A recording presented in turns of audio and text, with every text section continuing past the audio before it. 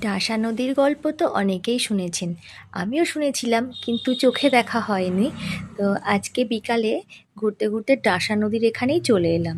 তো ডাসা নদীটা আর কোথাও নয়, এটা হাসনাবাদ ব্রিজের পাশ দিয়ে একদম নদীর সাইড দিয়ে একটা রাস্তা চলে গেছে, সেটা হচ্ছে আবাদ কুলিয়াডাঙ্গা বা মোহনপুর বলে।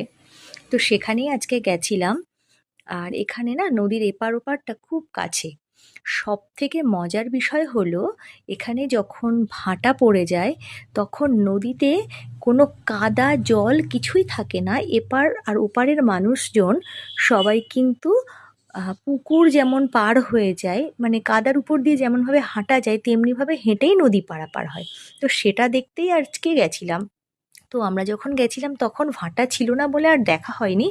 আর এখানে একটা বাঁশের দেখুন সাঁকো টাইপের করা আছে। যখন জল থাকে জোয়ারের সময় এইটুকু জায়গার জন্য কয়েকটা নৌকা থাকে, এই নৌকা করেই মানুষ এপার ওপার পারাপার হয়। আর যখন জোয়ারের জল থাকে না, ভাটা পড়ে যায়, তখন আমি দেখেছি অন্য ভিডিওতে, এখানে আমার চাক্ষুষ দেখা হয়নি, অনেকে ভিডিও ছেড়েছে, সেই ভিডিও থেকে দেখেছি কেউ সাইকেল নিয়ে ধরুন এপার থেকে ওপারে যাবে। তো নৌকায় গেলে সেটা খুব সহজ হয়ে যায়।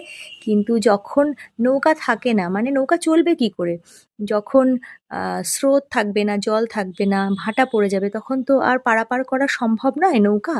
এই জন্য মানুষজন সব কাঁধের উপরে সাইকেল তুলে নিয়ে এপার ওপার চলে যায়।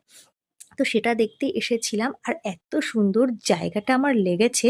তো আমি কখনো চেষ্টা করব যখন মানুষজন এই নদী হেঁটে পারাপার হয় সেটা আপনাদের দেখানোর।